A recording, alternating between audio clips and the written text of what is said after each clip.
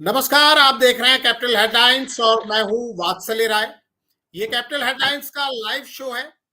हर दिन हम किसी खास मुद्दे पर लाइव शो में चर्चा करते हैं और आज का खास मुद्दा भारतीय जनता पार्टी से जुड़ा है, आरएसएस से जुड़ा है।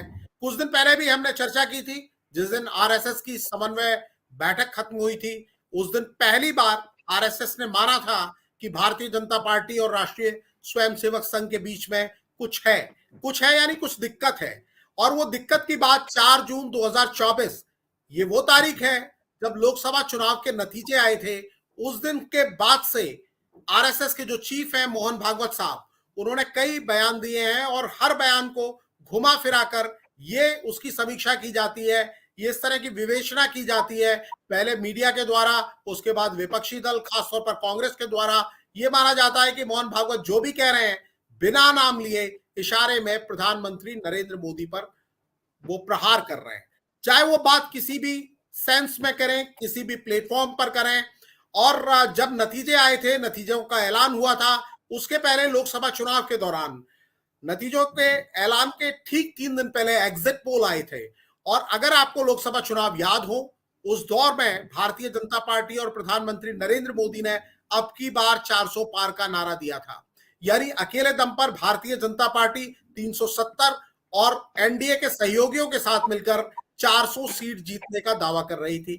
और उसी दरमियान चुनाव के बीच में ही जो भारतीय जनता पार्टी के अध्यक्ष हैं जेपी नड्डा साहब, जिनके कार्यकाल को विस्तार दिया गया था चुनाव के दरमियान, चुनाव के दौरान और लोकसभा चुनाव तक उनका कार्यकाल बढ़ाकर किया गया था। जेपी नड्डा साहब ने अंग्रेजी के एक जाने माने अखबार इंडियन एक्सप्रेस को एक इंटरव्यू दिया था और इस इंटरव्यू में जेपी नड्डा साहब ने कहा था कि अब हम आरएसएस से सलाह नहीं लेते, अब भारतीय जनता पार्टी खुद बड़ी हो गई है और हम अपने आप में सक्षम हो गए हैं, हम अपनी चीजों को देख सकते हैं। आरएसएस ने उसका कोई रिप्लाई उस समय नहीं दिया था, लेकिन जब नतीजे आए एग्जिट पोल तक, तो कई टीवी चैनल्स, कई पोलस्टर्स, कई एग्जिट पोल करने वाली कंपनियां दिखा रही थी कि भारतीय जनता पार्टी अकेले दम पर, बल्कि एनडीए के सहयोगियों के साथ मिलकर अकेले दम पर बहुमत हासिल करेगी, सहयोगियों के साथ मिलकर 400 से ज्यादा सीटें हासिल कर रही है। लेकिन असल जब नतीजे आए तो स्थिति अलग थी। भारतीय जनता पार्टी 240 पर रुक गई और 300 का आंकड़ा एनडीए पार नहीं कर पाया। सरकार उनकी बन गई क्योंकि एनडीए के पास कुल मिलाकर जो एनडीए की सूरत है उसको बहुमत मिल गया। लेकिन भारतीय जनता पार्टी केंद्र में सरकार चलाने के लिए बहुत हद तक जेडीयू और टीडी के ऊपर डिपेंडेंट है। उसके बाद ही आरएसएस और बीजेपी के संबंधों की चर्चा होने लगी, क्योंकि जेपी नड्डा साहब का जो बयान था वो बार बार याद आने लगा। और वो बयान ऐसा था कि उसके बाद जब भी मोहन भागवत बोलते हैं, कुछ भी बोलते हैं, तो माना जाता है कि वो प्रधानमंत्री नरेंद्र मोदी की ओर इशारा कर रहे हैं। 2 दिन पहले महाराष्ट्र में एक कार्यक्रम के दौरान उन्होंने कहा कि हमें खुद को ईश्वर नहीं मानना चाहिए। ये बयान अलग संदर्भ में था, वहां उन्होंने मणिपुर की भी बात की थी। एक ऐसे नेता के जन्म शताब्दी के कार्यक्रम में वो थे जिन्होंने मणिपुर के लिए बहुत काम किया, वहीं उन्होंने इस बात को रखा। उस बात को कांग्रेस नेता जयराम रमेश ने पकड़ लिया और उन्होंने कहा कि 4 जून 2004 के बाद से प्रधानमंत्री और आरएसएस के संबंधों में गिरावट आई है, उनके बीच तनाव की स्थिति बनी हुई है। पुणे में एक कार्यक्रम में आरएसएस प्रमुख मोहन भागवत ने परमात्मा के अवतार वाले प्रधानमंत्री के दावे को लेकर निशाना साधा है, ये जयराम रमेश ने कहा। और उन्होंने उसी बयान को कोट करते हुए कहा कि हम भगवान बनेंगे या नहीं इसका फैसला लोग करेंगे, ये मोहन भागवत के हवाले से उन्होंने कहा। लेकिन हमें ये प्रचार नहीं करना चाहिए कि हम भगवान बन गए। तो रमेश का ये कहना था कि मोहन भागवत ने ये सीधा इशारा किया है प्रधानमंत्री के ऊपर, और जो बयान उनका एक नॉन बायोलॉजिकल खुद को प्राइम मिनिस्टर ने कथित तौर पर बताया था एक इंटरव्यू में, उससे भी उन्होंने जोड़ा। तो मोहन भागवत पहले भी इस तरह के बयान दे चुके हैं और जयराम रमेश, कांग्रेस और मीडिया इस पर सवाल उठाते रहे हैं। क्या वाकई आरएसएस और बीजेपी के संबंधों में कोई दरार आई है? क्या पीएम मोदी और बीजेपी के पीएम मोदी और आरएसएस के मोहन भागवत के रिश्ते अब उस तरीके के नहीं है जैसे पहले थे? क्योंकि आरएसएस को हमेशा बीजेपी का पितृ संगठन माना जाता है। अभी जो समन्वय बैठक हुई आरएसएस की, जिसमें 32 से ज्यादा संगठन थे, उसमें बीजेपी के अध्यक्ष जेपी नड्डा साहब भी मौजूद थे। हकीकत क्या है ये आज हम चर्चा करेंगे और हमारे साथ दो दिग्गज मौजूद हैं, स्वतंत्र पत्रकार जिन्हें आप पहचानते ही हैं और लंबा एक पॉलिटिकल अनुभव रखते हैं। डॉक्टर सत्येंद्र कुमार हमारे साथ मौजूद हैं, स्वतंत्र पत्रकार हैं, राजनीति का बड़ा अनुभव है, बीजेपी कांग्रेस सारी पार्टियों की राजनीति को देख चुके हैं। और दूसरे सज्जन हैं टी.एन. ठाकुर साहब, जो भारतीय जनता पार्टी से सीधे तौर पर जुड़े हुए हैं, जो आरएसएस और बीजेपी के संबंधों को जानते हैं, बड़े पद पर रहे हैं, हाल तक बिहार में लीगल सेल के हेड थे भारतीय जनता पार्टी के, पटना हाई कोर्ट के सीनियर एडवोकेट हैं, संबंधों की बारीकी को भी समझते हैं, क्योंकि वकीलों से ज्यादा संबंधों की बारीकी को शायद ही कोई समझ पाए, क्योंकि वो पक्ष को भी जानते हैं, विपक्ष को भी जानते हैं, निष्पक्ष को भी जानते हैं, बीच का रास्ता निकालना भी जानते हैं। तो दोनों अपने एक्सपर्ट से हम बात करेंगे, लेकिन उसके पहले आपको जरा सुना देते हैं मोहन भागवत साहब का एक वो बयान जिसे भी प्राइम मिनिस्टर नरेंद्र मोदी पर निशाना माना गया था, और ये बयान उन्होंने कुछ दिन पहले झारखंड में दिया था। सुन लीजिए। इसका कोई अंत नहीं है, आगे बढ़ने का कोई अंत होता है क्या? इतना आगे जिसका कोई छोर नहीं, जहां पूर्णता ही मर्यादा हो, सीमाओं की डोर नहीं। विकास एक ऐसी चीज है, यहां तक विकास करना सोच के विकास किया, वहां गए, वहां पहुंचने के बाद दिखता है कि इसके भी आगे है, तो मनुष्य है लेकिन मानवता नहीं, इंसानियत नहीं है।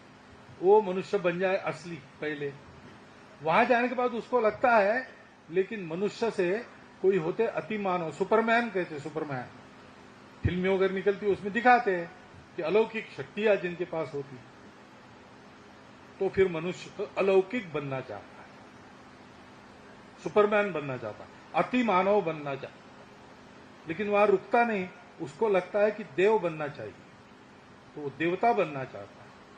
लेकिन देवता कहते कि हमसे तो भगवान बड़ा है, वो भगवान बनना चाहता है, और भगवान कहता है कि मैं तो विश्वरूप हूं, अभी तो आपको एक रूप में दिख रहा हूं, लेकिन मेरा जो सारे विश्व में व्याप्त ऐसा बिना आकार का रूप है, वो असली मैं। वो वहां भी कुछ है क्या रुकने की जगह, कि वहां से भी आगे कुछ है, ये कोई जानता नहीं है ऐसे कह नहीं सकता, नहीं है ऐसे भी कह नहीं सकता। लेकिन एक बात जरूर इससे कहते लोग कि विकास का कोई अंत नहीं है। तो डॉक्टर साहब, ठाकुर साहब, आपने सुना भागवत साहब को ये जुलाई में बयान दिया था, उससे पहले जून में उन्होंने कहा था कि जो मर्यादा का पालन करते हुए काम करता है, गर्व करता है लेकिन अहंकार नहीं करता, वही सही अर्थों में सेवक कहलाने का अधिकारी है। सच्चा सेवक अहंकार नहीं करता, ये बात उन्होंने कही थी। और अब 2 दिन पहले जो उनका बयान है, जिसके बारे में मैंने कहा कि सबको पता ही है, जयराम रमेश कह रहे हैं कि वो सीधा प्रधानमंत्री नरेंद्र मोदी पर निशाना है।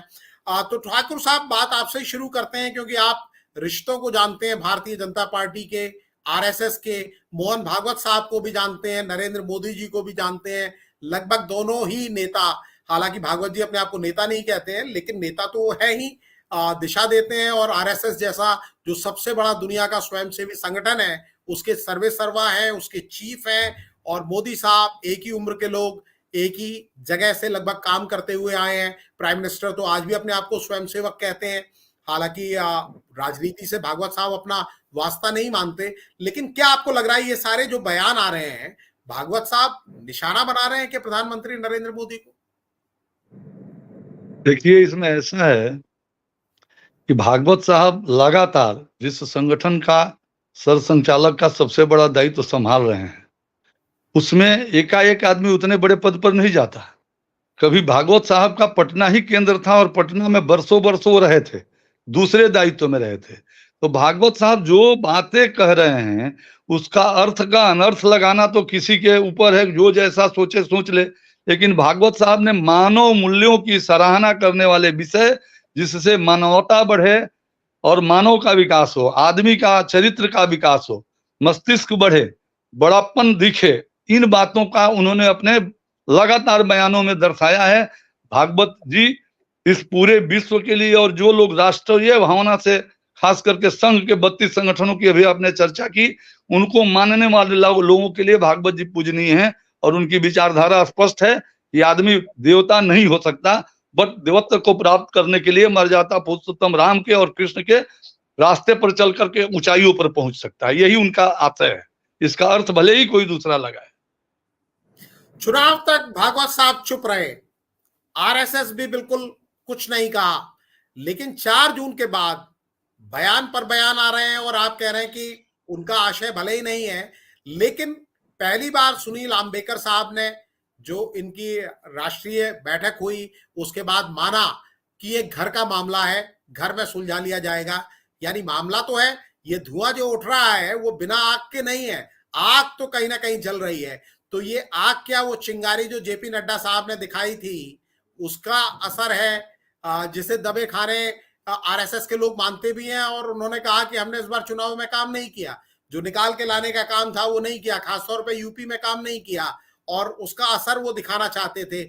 और फिर एक जो टकराहट बताई जाती है गोरखपुर के बीच में या लखनऊ मान लीजिए उसको और दिल्ली के बीच में, वहां ये बताया जाता है, अंदर खाने की खबर आती है कि गोरखपुर या लखनऊ पर भागवत जी का हाथ है, इसीलिए उनकी कुर्सी टसमस नहीं हो रही यहाँ जो महाराज जी बैठे हैं। तो ये खेमे है, आरएसएस एक तरफ हो गया है, ये सारी चीजें हैं। अब तो खैर सीधे तौर पर भी आरएसएस ने भी मान लिया है कि घर का मामला है, सुलझा लेंगे, यानी मामला तो कुछ है ठाकुर साहब। देखिए, मामला अगर जो है तो किसी छोटे परिवार में कई मामले होते हैं। जहां विश्व का सबसे बड़ा संगठन आपने और दुनिया ने माना, और जहां 32 संगठनों की बात हो रही है, अगर सुनील अंबेडकर जी ने कुछ कहा है तो अगर मामला होगा भी कहीं किसी के मन में तो वो सुलझ जाता है। इसका अनर्थ और दूसरा अर्थ लगाना उचित नहीं है मेरी राय में। ये मामला अपना हो सकता है, सुनील अंबेडकर जी ने कहा है, हो सकता है अगर किसी के मन में कुछ हो, लेकिन सबसे बड़ी चीज है कि जहां संघ की बात आती है, वहां संघ की शाखाओं से जो चरित्र का निर्माण होता है, वहां कहा जाता है, सिखाया जाता है कि nation first, party second, we third.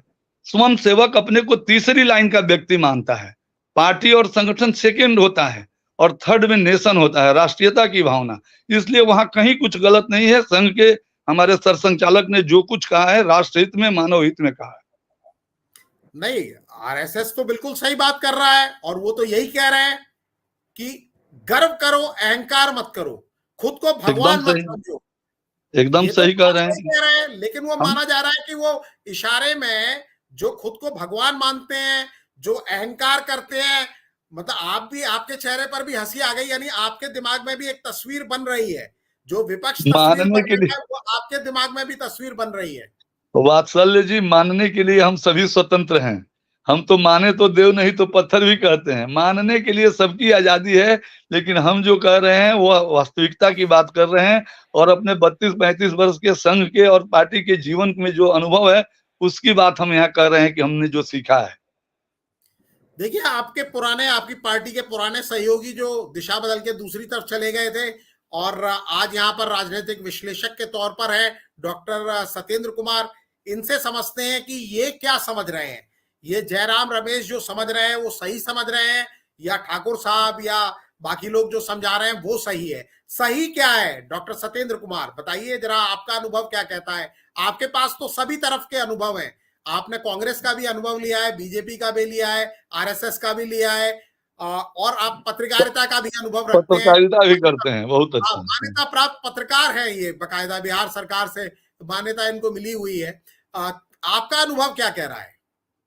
Vatsal जी, हम लोगों ने पहले भी डिबेट में इस बात की चर्चा की थी, जब माननीय नड्डा साहब का बयान आया था कि बीजेपी को आरएसएस की जरूरत नहीं है, और उस दिन हम लोगों ने ये चर्चा की थी कि देखिए एक लिटमस पत्र है, अगर इस चुनाव में पूर्ण बहुमत आ जाती है तो हो जाएगा कि नरेंद्र मोदी जी का अकेला है, जो भी चीज है अकेला है, उसमें आरएसएस का कोई योगदान नहीं है।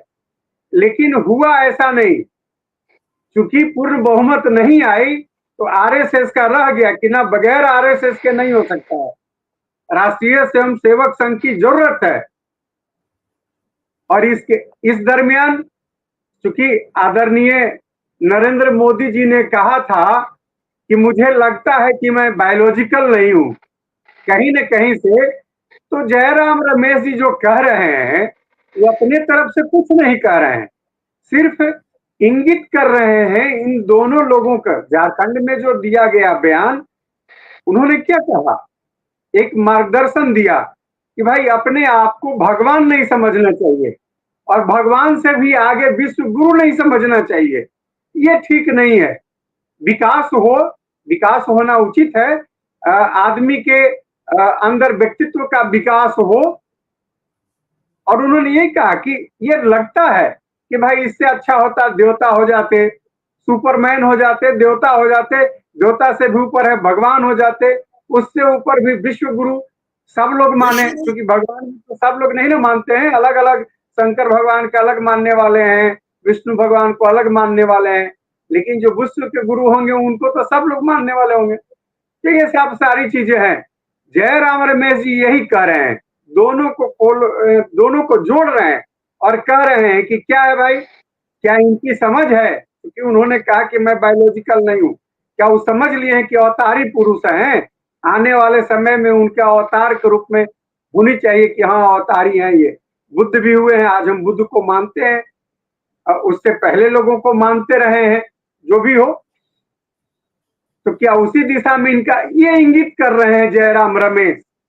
ये राजनीतिक दल है, राजनीतिक नेता है, अपने अपने तरह से, अपने अपने ढंग से अपने लोगों को समझाने के लिए रखते हैं बात।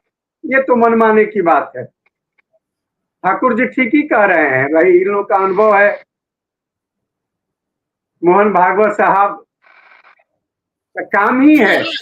बात वहीं से शुरू की कि बिहार में जहां ठाकुर साहब बैठे हुए हैं, बिहार की राजधानी पटना में, मोहन भागवत साहब ने अलग अलग रोल था उनके पास, बहुत लंबा समय वहां बिताया है। ये निश्चित तौर पर निजी तौर पर भी जानते होंगे, उनके अंदाज को भी जानते होंगे। लेकिन अब क्योंकि डॉक्टर सत्येंद्र आपसे ही मेरा सवाल है ये, इसके बाद ठाकुर साहब से मैं पूछूंगा कि अब ये क्लियर है, क्योंकि आरएसएस ने अब मान लिया है, सुनील अंबेकर साहब जो उनके एक तरीके से राष्ट्रीय प्रचारक हैं, उन्होंने इस बात को मान लिया है कि मामला घर का है। तो भागवत साहब जो भी कहना है, चाहे वो मान लीजिए कि विश्व गुरु, विश्व रूप, माफ कीजिएगा, वो विश्व रूप कह रहे थे, विश्व रूप, भगवान या दूसरी चीजें मोदी साहब के लिए नहीं कह रहे हैं, लेकिन जब वो मणिपुर 1 साल से जल रहा है, ये बात उन्होंने जून में भी उठाई और ये बात इन्होंने 2 दिन पहले पुणे में भी उठाई, तो ये तो वो निशाना किसी और पर नहीं होगा, ये तो सरकार से ही वो सवाल पूछ रहे होंगे। और जब घर की बात है और उन्हें कोई इंडिकेशन देना ही है, तो वो घर में क्यों नहीं देते, वो प्लेटफॉर्म पर क्यों नहीं देते हैं, या अपने आप को वो डिस्टेंस दिखाने की कोशिश में है कि आरएसएस अलग है और ये जो केंद्र में सरकार चल रही है जिसे मणिपुर को देखना चाहिए, आज भी घटनाएं हुई हैं वहां पर, कुछ दिन पहले तो ड्रोन से हमले किए गए। तो भागवत साहब मणिपुर के लिए अपना दर्द दिखा रहे हैं, पीड़ा दिखा रहे हैं और घर के अंदर नहीं दिखा रहे हैं। वो सार्वजनिक मंच पर जब बात करते हैं तो निश्चित तौर पर इसको क्या समझा जाए डॉक्टर साहब? हम लोगों ने उस बार भी चर्चा किया था वात्सल जी, मोदी जी गए थे नागपुर में मिलने, लेकिन वो मिल नहीं पाए मोहन भागवत जी से। ये पर्सनैलिटी क्लैश है, बीजेपी और आरएसएस के बीच में लड़ाई नहीं है, ये दो व्यक्तित्व के बीच में अहम का सवाल है, जो चाहते हैं कि भाई नहीं संगठन प्रमुख हो। अभी ठाकुर जी ने कहा कि राष्ट्र पहले, दूसरा संगठन, तीसरा हम व्यक्ति विशेष। तो सवाल है संगठन प्रमुख मानते हैं उसमें, दूसरे तरफ कहते हैं कि नहीं मैं ही प्रमुख हूं, मुझसे ही सारा चीज है। क्या हो रहा है, केवल मोदी मोदी की बात हो रही है, मोदी की गारंटी। चुनावों में क्या हुआ, मोदी की गारंटी, बीजेपी की गारंटी नहीं, सरकार की गारंटी नहीं, मोदी जी की गारंटी। तो ये बात है, अहम की बात है, जो दिशा देना चाहते हैं, जो आरएसएस का जो प्रचार है, जो लोगों के बीच में सीख है, उस सीख से ये अलग बात थी, ये अहंकार की बात थी, उस और इंगित जरूर कर रहे हैं। देखिए इंडिकेट करना होता है, कहीं ना कहीं कोई होता है, देश में दूसरा कोई ऐसा व्यक्ति नहीं है जिसके लिए कह सकते हैं मोहन भागवत जी, दूसरा कोई नहीं दिखता है ऐसा। तो जी आज का जो पोजीशन है उसमें हम इससे इनकार नहीं कर सकते हैं कि सीधा सीधी वही उनका कहना है। और ये बात है अब इन दोनों में पैचअप हो रहा है नहीं हो रहा है, कभी भी आम की लड़ाई है, ये अपने आप में है और ये चलता रहेगा। हाँ, ठाकुर साहब से भी पूछ लेते हैं, चर्चा थोड़ी लंबी हो रही है और समय भी ज्यादा हो रहा है। ठाकुर साहब, ये समझने की बात है क्योंकि आप बीजेपी में हैं, आरएसएस को आपने करीब से देखा है, भागवत साहब को भी आपने लंबे समय से देखा है, उनका काम करने का तरीका देखा है, और जिस तरह से उनके ये बयान आ रहे हैं, पहले इतने फ्रीक्वेंट बयान नहीं आते थे, आज जो उनके बयान आ रहे हैं, उनकी समीक्षाएं हो रही हैं, और जिस तरह से वो कह रहे हैं, ये क्या इंडिकेशन है? क्या अब भारतीय जनता पार्टी को जो फ्री हैंड दिया गया 10 साल, और 10 साल में जैसा भारतीय जनता पार्टी चलाती रही, सरकार चलाती रही, जिस तरह से मुख्यमंत्री जगह जगह के बदले जाते रहे, खासतौर पर जो आरएसएस के करीबी लोग थे, चाहे वो शिवराज सिंह चौहान हो, नितिन गडकरी हो, राजनाथ सिंह हो, इनमें से कई नेताओं को, या आज की तारीख में यूपी के सीएम जो हैं योगी आदित्यनाथ साहब, उनको बीच बीच में साइडलाइन करने के लिए, साइडलाइन करने जैसी बातें आती रही, या और बाकी स्वयं सेवकों को किनारे लगाने की बात आती रही। जिस तरह से चुनाव के जस्ट 5-6 महीने पहले आपकी पार्टी मुख्यमंत्रियों को बदल देती है, नए लोगों को लेकर आ जाती है, या मुख्यमंत्रियों का जिस तरह से चयन होता रहा, वो उसमें आरएसएस चुप रहा। लेकिन अब आरएसएस कह रहा है, जब आपको पूरा बहुमत नहीं मिला, और मोदी जी के 75 साल होने की भी चर्चा जोरों पर है, जैसे आरएसएस का 100वां साल शुरू हो रहा है, मोदी जी के जीवन का 75वां साल अगले साल से शुरू होने वाला है, और रिटायरमेंट की चर्चा भी लोग पहले तो दबी छुपी जुबान से करते थे, अब उत्तराधिकारी कौन होगा ये बात क्लियर करने लगे। तो क्या अभी से मोहन भागवत साहब कोई इंडिकेशन देना चाह रहे हैं, अगली कौन होगा अगला, उसका नाम तय करवाना चाहते हैं? क्या है, क्या ये मामला क्या है, क्या आपको लग रहा है? देखिए, ये जो विषय है ना, इसको समझना होगा, उसको समझने के लिए संघ की पृष्ठभूमि में जाना होगा। संघ स्कूल ऑफ थॉट बोला जाता है। संघ एक बट वृक्ष है जिसके बहुत सारी शाखाएं विभिन्न क्षेत्रों में काम करती है। तो भारतीय जनता पार्टी अपना काम कर रही है, उससे संघ को जोड़ना हमारी समझ से कहीं सही नहीं है। संघ तो एक विचारधारा है, वो राष्ट्रीयता से भरे हुए संसेवकों का चरित्र का निर्माण कर अलग अलग क्षेत्रों में लोगों को काम करने के लिए भेजता है। लोग कोई विद्या भारती चला रहा है, अब 5,000 10,000 स्कूल उसके विद्या भारती में संस्कार दिए जा रहे हैं, और उसमें संघ इंटरफेयर करे, यह नहीं मानना चाहिए। संघ तो एक संसेवक को दायित्व दे दिया कि जाओ भाई तुम इस क्षेत्र में काम करो। उसी तरह भारतीय जनता पार्टी के जो भी नेताओं का नाम आप ले रहे हैं, या जो भी हमारे शीर्ष नेता हैं, कहीं ना कहीं संघ के संसेवक रहे हैं। तो संघ के संसेवकों को तो सिखाया गया है जीवन में कि not to question in why but to do and die. किसके लिए डू एंड डाई? राष्ट्र के लिए डू एंड डाई। तो इसको जयराम रमेश जी ज्यादा समझ रहे हैं, या उन विरोधी लोगों को ज्यादा समझ में आ रही हैं जो बहुत बेचैनी से एक इंडी गठबंधन, जो घमंडिया गठबंधन जिसको हम उन्होंने बनाया था चुनाव में, कि फिर हम 10 साल बाद परिवर्तन होगा, सत्ता में आ जाएंगे।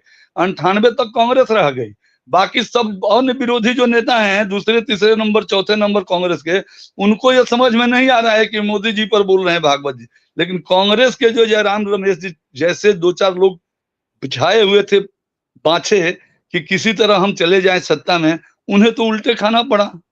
तो इसलिए उनको समझ में ये बात आ रही है। मेरा ये मानना है, कहीं मोहन भागवत जी ने कहीं इंगित नहीं किया है, किसी के लिए नहीं किया है। जनरल बात, अगर आदमी ऊंचाई पर पहुंचता है, बड़े दायित्व पर जाता है, तो अपने बौद्धिक में, अपनी बातों में, अपने संगठन के कार्यकर्ताओं के बीच जो करता है, उसका मीडिया के लोग और अन्य लोग अलग अलग अर्थ निकालते हैं, व्याख्या करने के लिए स्वतंत्र है, मेरा ये मानना है।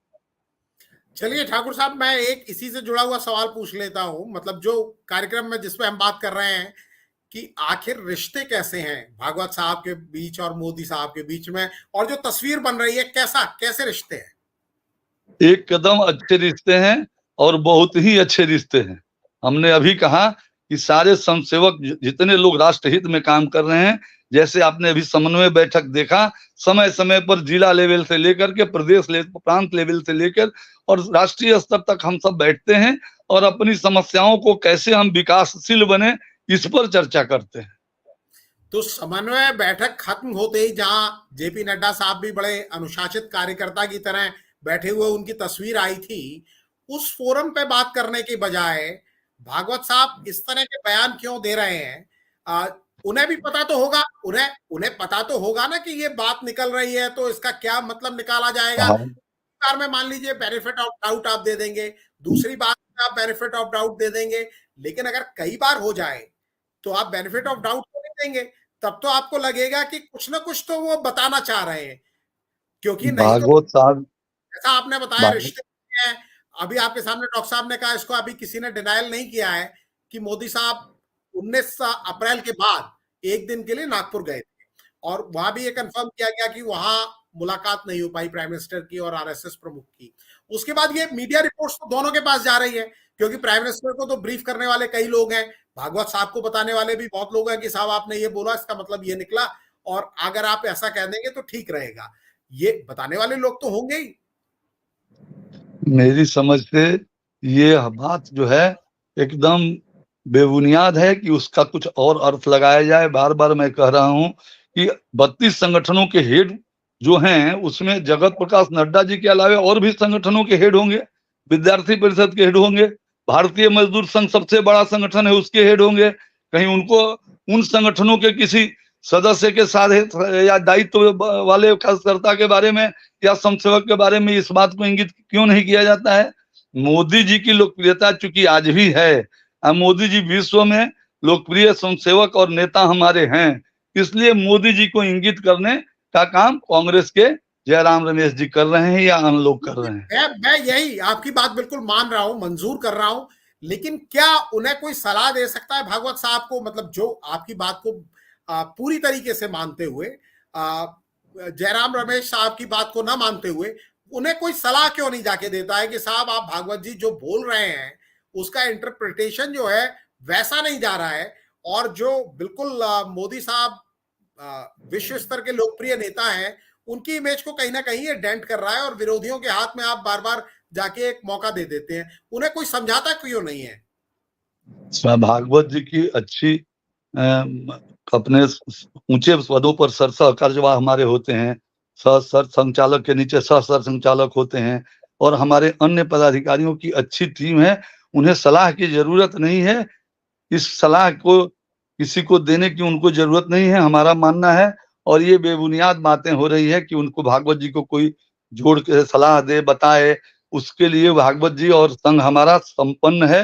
अपने अपना निर्णय लेने के लिए हमारा संगठन सबसे अच्छा है और काम करने में सक्षम है। जी डॉक्टर सत्येंद्र कुमार, बस आखिरी 1 मिनट में अगर आप कुछ कंक्लूड करना चाहें, आपको क्या लग रहा है जो अभी ठाकुर साहब ने कहा, आप भी वही राय बाई कर रहे हैं या फिर आप कुछ इस मामले में अलग सोच रहे हैं? संक्षेप में बताइएगा क्योंकि समय हो गया। जी हम लोग जैसे लोग कोई एलिगेशन नहीं लगा रहे हैं, ये तो अखबारों में बयान नड्डा साहब का आया है स्पष्ट रूप से कि हमें जरूरत नहीं है आरएसएस की, तब नहीं ये बात उठी। अगर उनका बयान अखबारों में नहीं आता तो इस तरह की बात नहीं उठती। तब ये सटता है जब मोहन भागवत साहब इस तरह का बयान दे रहे हैं, अपने संबोधन में कर रहे हैं बौद्धिक में, तब ये सटता है बात। हो सकता है कि इनके बीच में न हो, कोई और के लिए कहते हो, लेकिन अभी प्रथम दृष्टया तो इसी तरह का दिखता है। प्रथम दृष्टया दिखता है डॉक्टर साहब को ठाकुर साहब इस तरह की सारी बातों को खारिज कर रहे हैं, लेकिन आप ये याद रखिए कि संघ प्रमुख जब भी बोलते हैं हेडलाइंस तो बनती है, लेकिन सबसे ज्यादा हेडलाइंस बनती है जब विजयदशमी के दिन उनका भाषण होता है। लेकिन अब स्थिति ये हो गई है कि जब उनकी सुरक्षा बढ़ाई जाती है, जैसे उन्हें उसी कैटेगरी की अब सुरक्षा दी गई है जो प्राइम मिनिस्टर साहब को मिलती है, गृह मंत्री साहब को मिलती है, उस पर भी विरोधी कुछ सवाल उठाते हैं। वो कुछ भी बोलते हैं, किसी भी सेंस में बोलते हैं, खासतौर पर चार्ज उनके बाद, तब से उसको इंडिकेशन माना जाता है कि प्राइम मिनिस्टर के लिए इंडिकेशन है। आप क्या सोचते हैं? आपकी क्या ओपिनियन है? विपक्ष की एक ओपिनियन है, कांग्रेस और बाकी दलों की एक ओपिनियन है, आरएसएस और बीजेपी से जुड़े हुए लोग अपनी बात रख रहे हैं। आपकी भी अपनी कोई राय है तो आप हमें कमेंट करके बता सकते हैं। आप सभी इतनी बड़ी संख्या में इस कार्यक्रम को देखने के लिए सीधे हमारे साथ जुड़े, आपका बहुत आभार। और आभार मैं व्यक्त करना चाहता हूं अपने दोनों मेहमानों का, डॉक्टर साहब का, ठाकुर साहब का, कि वो भी इतनी देर रात हमारे साथ जुड़े इस कार्यक्रम में, उन्होंने चर्चा में हिस्सा लिया, अपनी बातों को रखा, बेबाकी के साथ रखा। और ठाकुर साहब तो क्योंकि वकील हैं तो वकील तो अपने पक्ष को डिफेंड करते ही हैं, बखूबी उन्होंने डिफेंड किया। फिलहाल आज के इस लाइव शो में इतना ही। कल फिर हम आपसे मिलेंगे। कल रविवार है, हो सकता है एक से ज्यादा लाइव शो हम करें। आप जिस तरह से हमारा हौसला बढ़ा रहे हैं, हमारे साथ जुड़ रहे हैं, हमारे कार्यक्रमों को देख रहे हैं और कैपिटल हेडलाइंस को आगे तक बढ़ा रहे हैं, शेयर कर रहे हैं हमारे प्रोग्राम्स, कई लोग कमेंट कर रहे हैं, हमारे लिए बहुत खुशी की बात है, उम्मीद से बढ़कर है। बस हम आपसे यही निवेदन करेंगे, यही प्रार्थना करेंगे, गुजारिश करेंगे कि अपना प्यार, आशीर्वाद इसी तरह बनाए रखें। और अगर आप कोई सुझाव देना चाहते हैं तो वो भी आप हमें बेझिझक दीजिए। आप सभी का